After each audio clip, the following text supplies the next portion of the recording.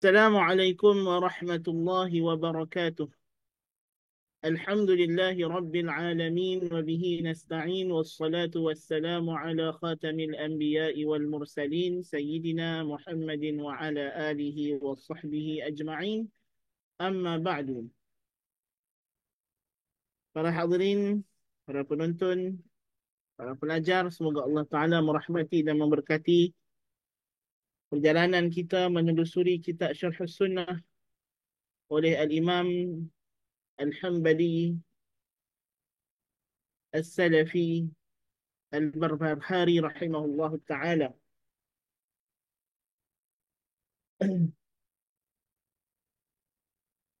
Dan ini adalah kelas yang kita kata second last sebelum kelas yang terakhir, ya.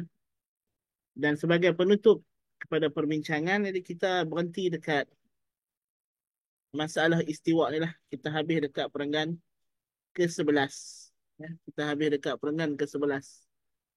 Jadi kita tidak masuk lagi perenggan 12.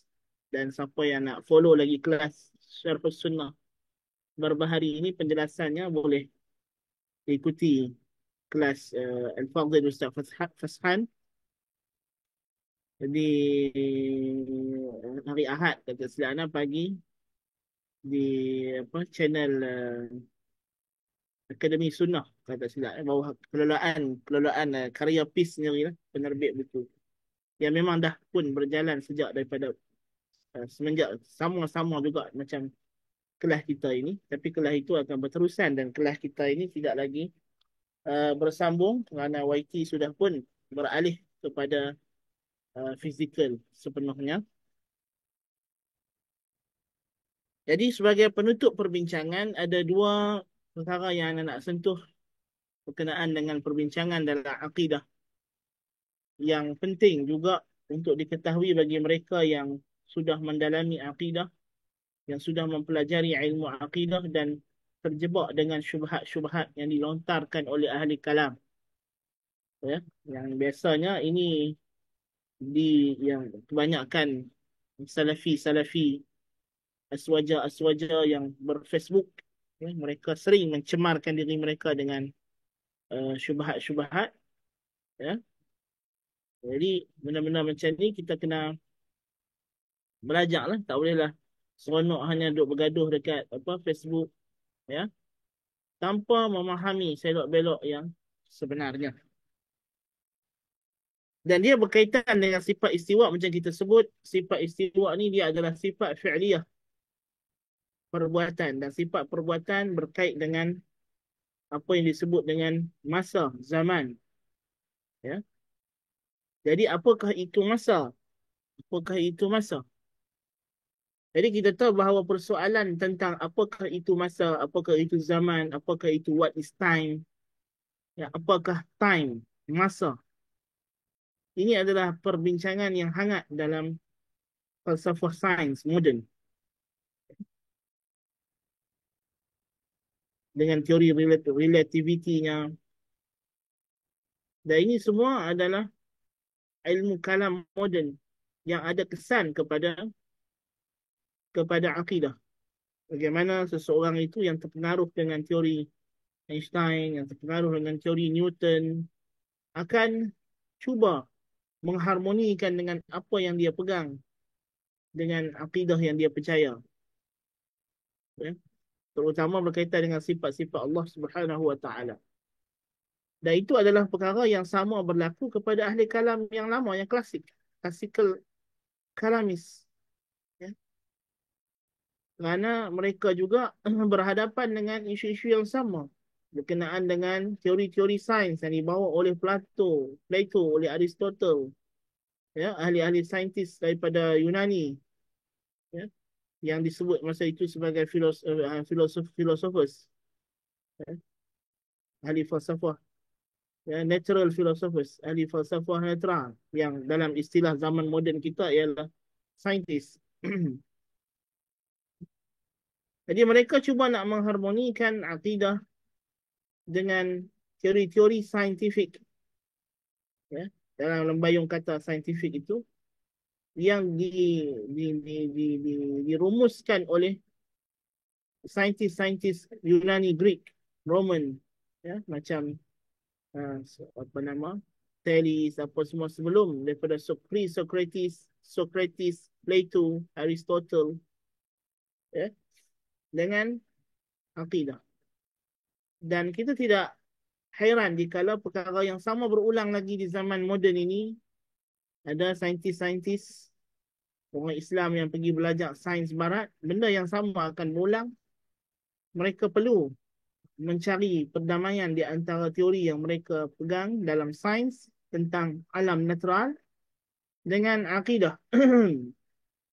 Mungkin ada setengah orang yang just belajar sains, yang dia bukannya seorang yang menjiwai jiwa saintis.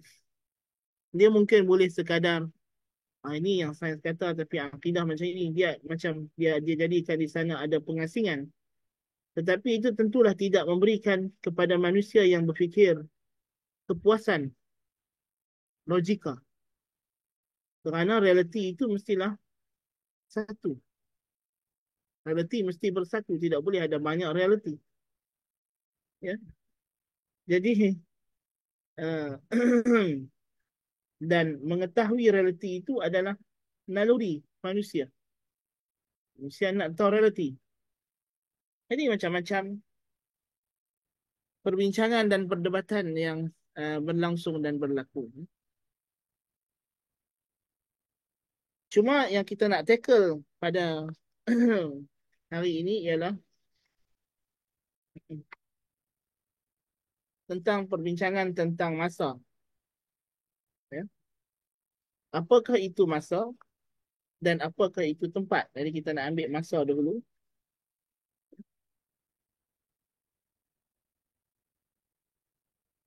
Jadi kita nak faham masa dari sudut kita kena tahu bahawa falsafah dan isu masa dan tempat ini macam kita sebut balik kepada masalah al-kulliyat, the ontological status of universals.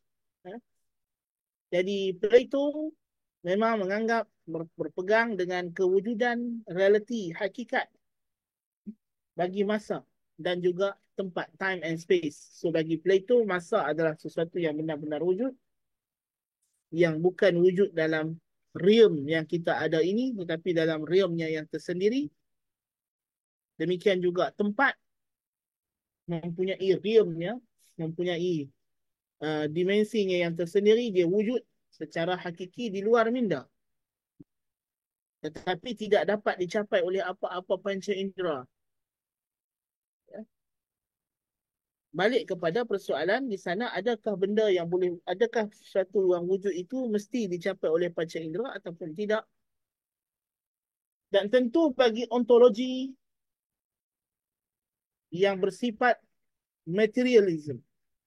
Materialism di sini mungkin setengah orang bila dengar perkataan materialisme, dia akan faham konotasi yang negatif.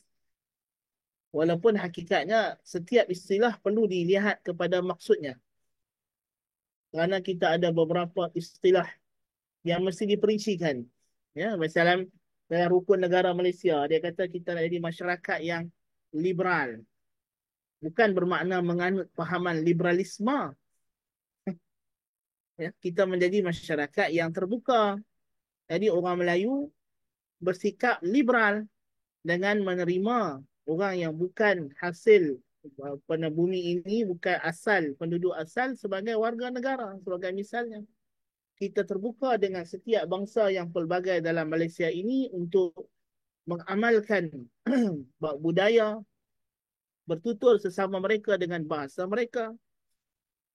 Ya, walaupun di sana ada national identity, identitas nasional yang mesti kita pertahankan. Ya, mestilah ada satu supreme identity yang menjadi tuan atau ketua kepada identitas yang pelbagai ini. Ya, identiti itu ialah Melayu kerana rajanya adalah Melayu. Ya, maka bila raja Melayu, dia menurunkan kuasanya kepada seorang Perdana Menteri yang dahulunya dikenali sebagai bendahara yang mesti juga daripada keturunan orang Melayu beragama Islam. Ya. Jadi itu adalah identitas nasional, social contract yang tak boleh siapa pun sentuh. Ya. Yang mana benda tu adalah konsensus, tak siapa boleh langgar. Ya. Jadi kalau kita faham konsep ini, kita juga kena faham dalam Islam, sama juga Islam adalah identitas negara. Dia adalah agama bagi persekutuan. Maka tak ada siapa boleh mempertikaikan dia punya kedudukan sebagai satu supreme, ya, yang orang kata apa, ya, mengatasi kedudukan yang lain. Ya. Walaupun yang lain juga ada kebebasan untuk diamalkan dalam negara. Kita tidak menghalang orang Hindu untuk mengamalkan Hindu, orang Kristian untuk mengamalkan Kristian. Ya, kita sediakan tapak untuk mereka bina gereja, bina kuil, tidak ada masalah. Itu semua adalah hak yang dijamin. Sebelum dijamin oleh perlembagaan British, ia sudah pun dijamin oleh undang-undang ilahi tabaraka wa ta'ala. Ya. Tetapi dalam masa yang sama kita kena iktiraf, ya, kena iktiraf tentang ketuanan Islam di bumi ini kerana dia adalah bumi umat Islam. Ala kulli hal, balik kepada cerita kita ni masa teori zaman, yang masa ini, apakah masa? Jadi macam kita sebut, Plato, ya, mempunyai satu konsep mithaliyah, idealism. Yang kita sebutkan tadi, dia percaya di sana ada mawjudat ghair mahsusah. Ghair mahsusah bermakna yastahilu ihsas. Terdapat benda yang mawjud, yang wujud tetapi tak mungkin boleh dicapai oleh panca indera. Sama sekali, tidak ada. Tidak ada kemungkinan, ghairu mungkin. Ya? Tak mungkin dicapai dengan apa-apa panca indera. Dan ini kita sebut sebagai Platonism, idealism. Ya? Dan entiti-entiti ini wujud tersendiri, terpisah daripada alam mahsus. Bukan sekadar ia tidak dapat dicapai oleh panca indera, bahkan dia wujud di luar daripada kawasan yang boleh dicapai oleh panca indera. Dan berbeza dengan Aristoteles yang berpandangan bahawa entiti-entiti yang disebut oleh gurunya ini, ya betul ada di sana entiti-entiti kewujudan yang wujud yang tidak boleh dicapai oleh panca indera, tetapi ia wujud bersamaan dengan apa yang boleh dicapai oleh panca indera. Ya. Yang boleh wujud bersama dengan, dia wujud bersama dengan panca indera seperti yang telah kita bahaskan sebelum ini, kita dah bentangkan slide. Ya.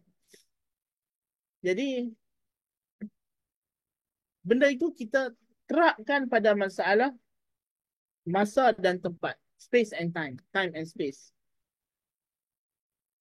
Syekhul Islam Ibn Taimiyah, sikap beliau adalah mengambil pendirian yang bersifat madiyah, bersifat materialism dalam masalah ini. Di mana beliau berpandangan bahawa tidak semua benda yang boleh dianggarkan oleh akal adalah wujud. Jadi kita ada benda yang mawjud dan kita ada benda yang muqaddar zihniyan. Benda yang dianggarkan pada minda. Tetapi ia tidak ada wujud yang realitas. Tidak ada wujud realiti. Tidak wujud di luar minda. Dia hanyalah sesuatu konsep yang difahami oleh minda. So di antara konsep itu di sisi beliau ialah masa dan tempat. Maka menurut Syekhul Islam Ibn Taimiyah rahimahullah, masa adalah miqdarul harakah.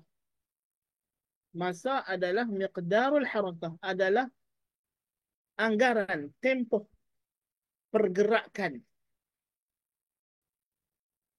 Ya, tempoh pergerakan. Sebab itu masa itu dia boleh bersifat relatif.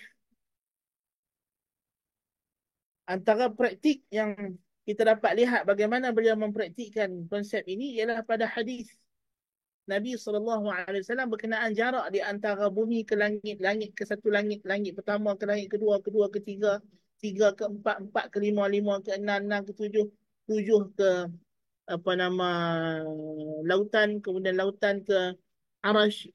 Kan datang perbezaan jarak perjalanan 500 tahun, 40 tahun. Bagaimana beliau mendamaikan dengan mengatakan ukuran itu menggunakan perbezaan perjalanan. Cara berjalan yang berbeza. Mungkin ada 500 tahun, ada yang menunjukkan bahawa masa ialah sesuatu yang berkait dengan pergerakan, harakah. Kalau pergerakan itu laju, lajulah masa. Ya, kalau kita drive 110, consistently, tanpa ada penghalang, kita memandu 110 kilometer dari Kuala Lumpur pergi ke Alor, ya, dalam tempoh yang ditetapkan 3-4 jam sampai lah.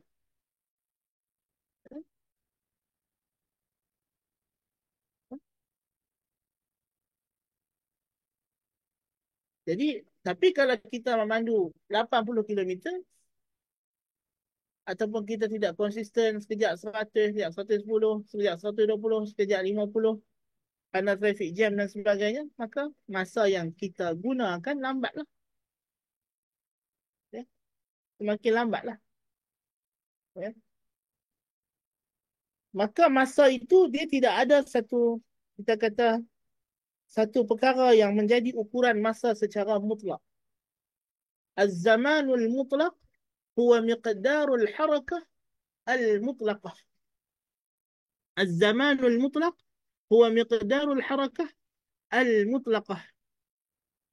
Jadi ini saya akan cuba bentangkan sedikit di sini. Uh, Nukilan yang setelah saya nukilkan. Walaupun saya ingat adakah kita dah pernah kongsi ataupun tidak, tapi kita boleh baca di sini. Ini adalah kataan Syekhul Islam Ibn Taimiyah dalam Minhajus Sunnah. وإذا قيل الزمان مقدار الحركة فليس هو مقدار حركة معينة للشمس أو الفلك. And if it said that time is the measurement of movements, this does not mean it is a measurement of a particular movement of the sun or any celestial bodies. Bila kita kata masa itu adalah anggaran, kiraan, pergerakan, maka bukan maksud di sini pergerakan tertentu, sama ada matahari atau apa-apa jisim celestial, apa-apa benda yang di langit, bulan, bintang, bukan. Kita tidak merujuk kepada pergerakan tertentu. So kalau kita kata pergerakan matahari, maka itu adalah kita panggil sun clock, jam matahari atau masa matahari yang diukur dengan jam matahari. Kalau kita kata pergerakan bulan, maka kita ada ukuran untuk pergerakan bulan yang merupakan jam bagi pergerakan bulan. Ya.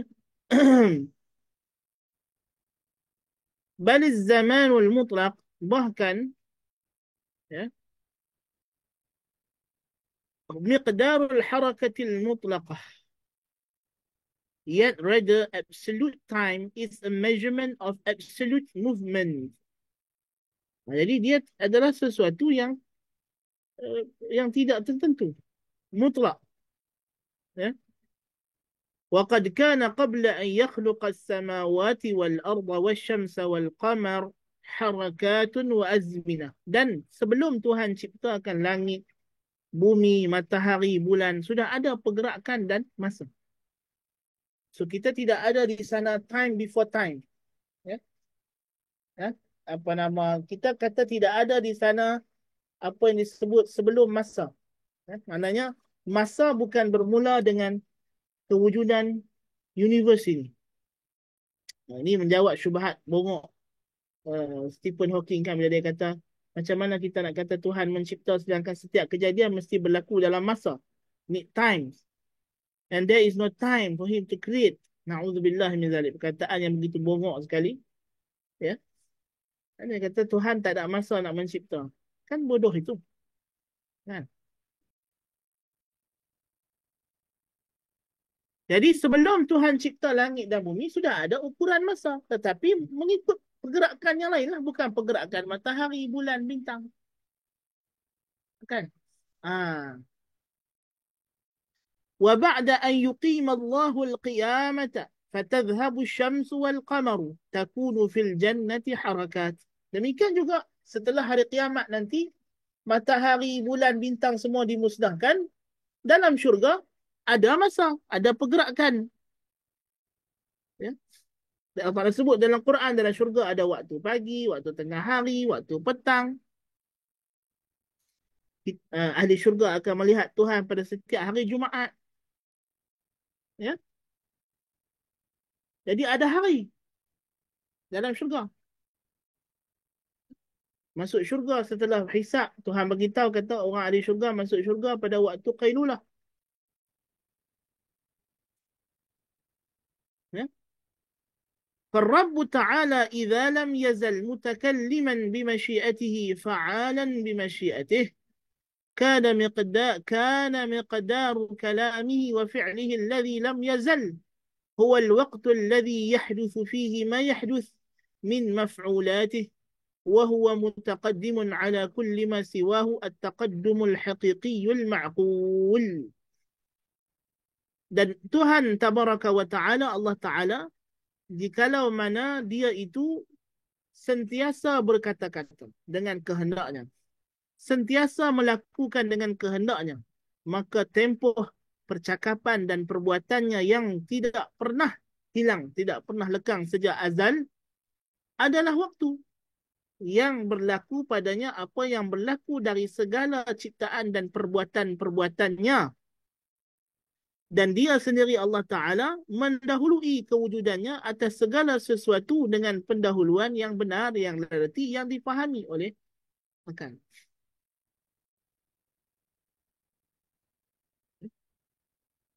So masa bukan sesuatu yang sekadar apa kita kata di impose. It's not just something that imposed by our mental state, yeah?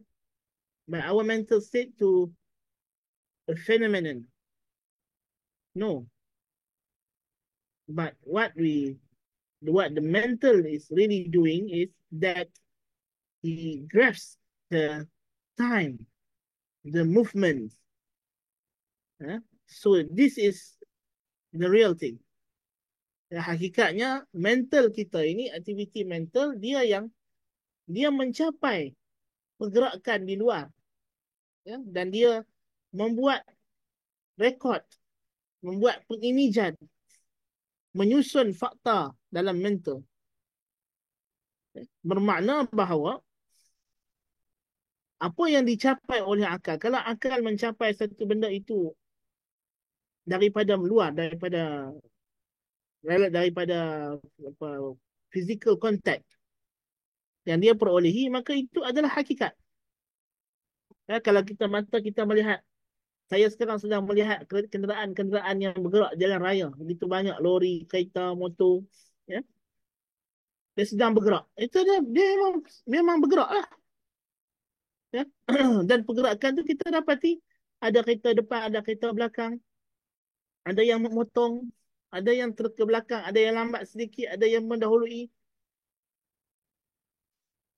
Itu semua adalah masa.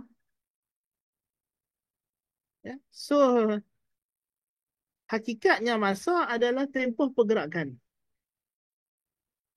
Dan setiap selagi mana ada pergerakan, maka adalah masa. Dan Tuhan tidak pernah berhenti bergerak, tidak pernah berhenti membuat. Fa'alun lima yurid. Tuhan adalah fa'al, maha melakukan. Tidak ada satu tempoh yang Tuhan tidak bergerak. Takkan kita nak kata macam Jahmiyah kata Tuhan asalnya kahjum. Na'udzubillah min dzalik. Ta'ala Allahu an qawlihim 'uluwan kabira.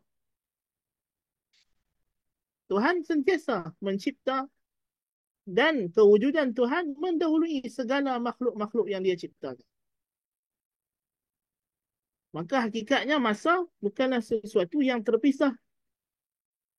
Masa yang mutlak bukan sesuatu yang terpisah daripada Tuhan. Pergerakan Tuhan adalah masa. Dan semua kejadian alam ini adalah dicipta oleh Tuhan. Maka sebab itu hakikatnya ya, tidak ada satu halangan untuk kita mengatakan ya,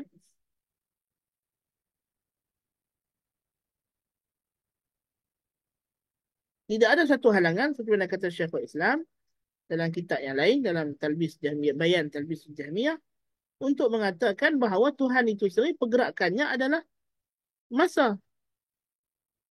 Ya. Dan kalau itu kita boleh faham kenapa Nabi SAW kata ya, la tasubbud dahr fa inna Allah huwa dahr. Jangan kamu mencela masa kerana Allah itulah masa. Yuqallibul laila wan nahar. Allah yang membolak-balikkan siang dan malam. Jadi hakikat ukuran waktu masa yang hakiki adalah pergerakan Tuhan itu sendiri, perbuatannya, percakapannya. Ya. Itu adalah masa yang the ultimate time. Absolute time. Ya. Adapun yang lain adalah masa yang bersifat relatif. Pergerakan matahari, pergerakan bulan, pergerakan bintang, pergerakan bumi sendiri, pergerakan kenderaan, pergerakan kita sendiri. Ianya adalah bersifat relatif kepada perkara tersebut. Ya. Maka semasa Allah Ta'ala mencipta langit bumi, sudah tentu ketika itu sudah ada ukuran masanya sendiri. Yang kita pun tak tahu apa bendanya, tetapi paling-paling kurang pergerakan Tuhan itu sendiri adalah satu pergerakan yang hakiki, yang dengannya kita boleh mengukur masa. Kan? Hmm. Jadi, um, um, kita kena faham konsep masa. Sebab sekarang ahli kalam sebahagiannya seperti Al-Fakhr Razi, Asy'ariyah, dia faham masa itu adalah sesuatu entiti yang tersendiri. Kalau Fakhr Razi atau Asy'ariyah, dia hanya faham masa itu ialah pergerakan matahari bulan, siang malam. Jadi bila mereka sebut Tuhan tidak boleh terikat dengan masa, Tuhan tidak boleh terikat siang dengan malam. Ya betul. Dalam hadis Nabi. Dalam hadis Nabi SAW kata, Inna rabbakum laisa indahu laylun wala nahar. Tuhan kamu tidak ada di sisinya siang dan malam. Tuhan tidak terikat dengan masa yang kita ada ini, masa siang dan malam. Ini masa untuk alam sufli, alam bawah. Masa untuk kita. Ukuran masa selepas kita naik. Dan kita sekarang tahu seperti mana kata Einstein, walaupun teori ini masih lagi teori, bukannya satu yang realiti, tapi maknanya benda itu boleh dicapai oleh akal. Hakikatnya masa memang bersifat relatif, sehingga sekarang saintis menganggarkan kalau seseorang itu berada berhampiran dengan black hole, masanya menjadi perlahan. Ya.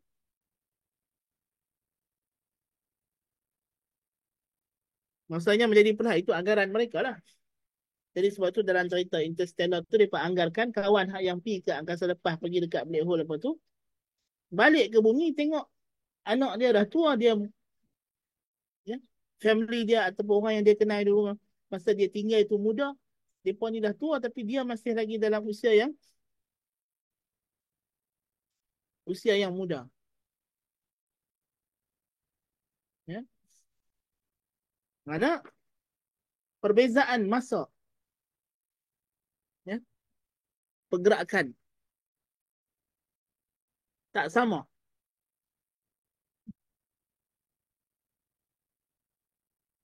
Sebab itu Tuhan kata, sehari di sisi Tuhan sama dengan 1,000 tahun. Ya. Khamsina alfa sanah, 50,000 tahun. Tidak sama. Ukuran masa di sisi Tuhan dengan ukuran masa di sisi kita yang terikat dengan pergerakan matahari dan bulan, siang dan malam. Kita selaku makhluk yang dilingkungi oleh makhluk yang lain yang lebih besar daripada kita, yang bernama langit dan bumi, matahari dan bulan. Jadi memang of course Tuhan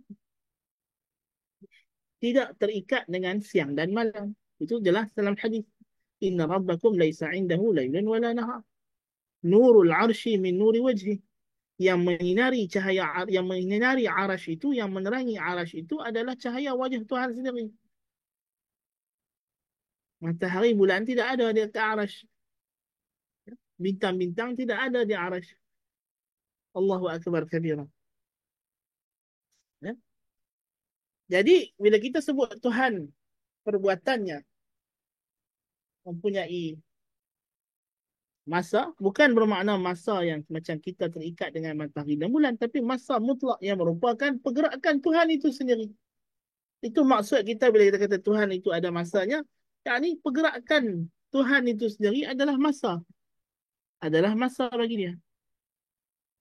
Jadi ini perkara yang kita kena faham tentang konsep masa yang sahih insya-Allah taala, supaya kita dapat membina sudut pandang teologi dan falsafah yang betul dalam menghadapi uh, falsafah netral ini, terutamanya isu masa yang begitu begitu berkait rapat dengan teori-teori sains moden yang ada impaknya daripada dulu lagi sampai sekarang terhadap persoalan-persoalan teologi.